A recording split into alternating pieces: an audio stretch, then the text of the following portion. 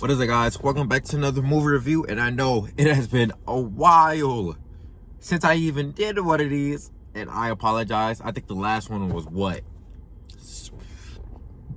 Fantastic Four? No, Weapons. So that's 2 months ago, and that is my apologies. I've been working, school, and then I've been doing shorts, and I'm trying to get my grind up on that. And that is making my videos come up to a lot. Like, I have 1,400 videos, and most of it is shorts. That is insane. Yeah, and y'all are peeping into me doing it, which I appreciate. And we're at 950, 40? One of them. So, we're honestly really close to 1,000, and that is insane. We have 1,000 people really watching me. And I started this last year, July or June, one of them. So, anniversary gonna be coming up really soon, really quick, because we're finna be entering a whole new year, which is crazy. But this movie review is gonna be for my most anticipated film for this year. Oh my God, it's a little laggy. My apologies. But it is Black Phone 2, which, as you can see, title on the screen.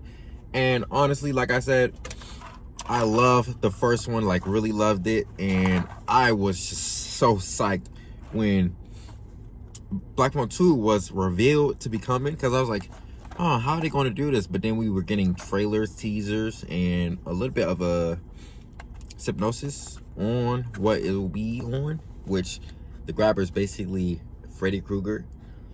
But I feel like he was doing a little better than Freddy Krueger to me. I might be glazing, but I think the Grabbers was better.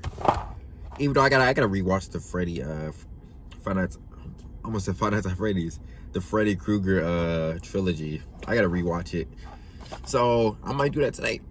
But I gave this movie, I gave it a 9.5. That's what I'm giving it. Yeah, and I think it beats any other horror release that we have this year, because it definitely beats The Monkey. It's beating Sinners, of course, and Weapons is beating Weapons. I love the ending of Black Phone. I didn't like the ending of Weapons, honestly. Even though Weapons did, it made me jump 2 times, and Black Phone I jumped 1 time. So I still like the Black Phone better. So I want to say thank you guys for the support. And this film is honestly, it's directed by Scott, Derrickson, right here. Thank you. You know that little me? No, you don't. My fault.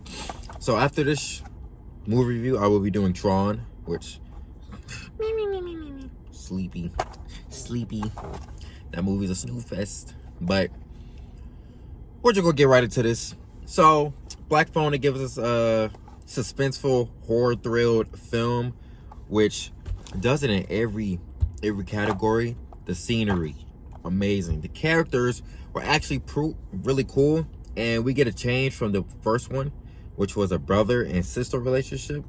So now it's more focused on the sister relationship with the brother and how she keeps everything calm and collected and put together, because we all know Finney is dealing with what happened to him in the first movie. So he's dealing with that. He's smoking a lot, trying to just overcome the feelings and the memories of it by just, like I said, smoking. So Gwen, she's trying to do her best to try to let everything be better. And the dad is honestly, he's doing better as well. And you can see in this movie that he's doing better than what he was doing before in the first movie, which basically abusing him. So they did the character so well, and we get the brother of the kid that died, Robin. We get his brother in this, and he has a little crush on Gwen. And they was cute. They was cute and all. So that was cool to have that. And honestly, I just love this film. But the story, it follows Finney Blake, a 13-year-old boy who becomes the grabber's latest victim, in which we go back to the grabber's first victims, which were 3 boys, and they got done the worst. The intro was showing it, and oh my God, they were getting done dirty. But He was locked into a soundproof basement where he was listening to the voices on a telephone, which was supernatural. And they were telling him how to escape, how to beat him, and he did, which is a good thing. So when he discovered the black phone, it's everywhere. So in Black Phone 2, he hears it by a store, he hears it by a lake. So they're honestly just trying to get him to listen, but he's, oh my God, but he's not listening to them. He's trying to keep him away because he don't want the grabber to come back. But he's also seeing visions of the grabber as well, which is insane. So Finney soon discovers that the black phone mysteriously rings, and at the other end, the victims are trying to communicate with them. So each ghost is trying to help Finney survive and escape by giving him clues and advices about what they learned before they were killed. Meanwhile, Finney's sister, Gwen, she has psychic dreams, which the dad was saying that her mom had it too, and the dreams were just dreams. But no, they are not just dreams. They are to help her figure out how to put the dead to rest by them giving her clues in her dreams about how they were killed and where to honestly locate them. So this movie digs really deep into that, and we get to know how her mom died, which the grabber did it. Spoiler alert, the grabber did it. So like I was saying, in the first one, she was helping police people find where Finney was, and honestly the other victims' bodies, which it was in the house across from them. But in this one, she's helping the camp people who were there. Mustang, I forgot the other dude name, and two other people, which they were pretty cool, I gotta add. And they were teaming up to try to find the boys in the lake, because that's where he was dumping them. But the major moments of this film, it revealed that Gwen's late mother had worked at the winter camp where they went to go work at. And she apparently confronted the killer, which was the grabber, and that's where he killed her. Which was, it was sad to see. It was so sad. Knowing that the grabber killed their mom, that just gives more of a reason for her to get revenge on him, which you see at the end of the movie. And I was like, you go, girl, period. You slay him. So she does that. She does that. He got bodied quick. And I love the grabber's costume and his mask. I wanted to be him the following, but I'm broke, so I can't even be that. I'm gonna just have to improvise and be like, just wear a onesie. Back to it. So Finney, Gwen, and the friend Ernesto, that's Robin's brother, travel to the camp during a blizzard, becoming isolated, and they're not able to come back. But the dad later comes for them. So they find the old camp workforce, and the abandoned phone, which I was talking about, is the black phone that was connected to the spirit world of the dead kids. And like I said, he tries to not think about it, but it's time for them to really defeat the grabber, and that they have to use teamwork. So with Gwen going into her dreams, she was not waking up, not budging at all, and she can actually get damaged in the dreams, but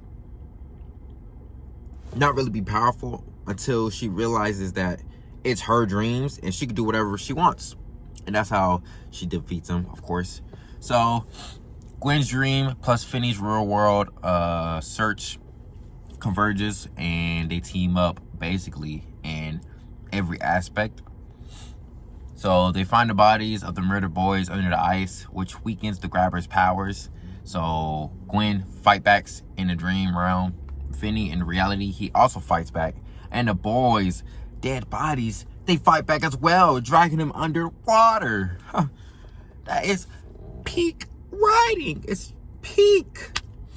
So the grabber's dragged under the ground, defeated. And the aftermath, Gwen receives a call on the black phone by the ice, and it was her mom talking to her and saying she loved it. And I almost teared up.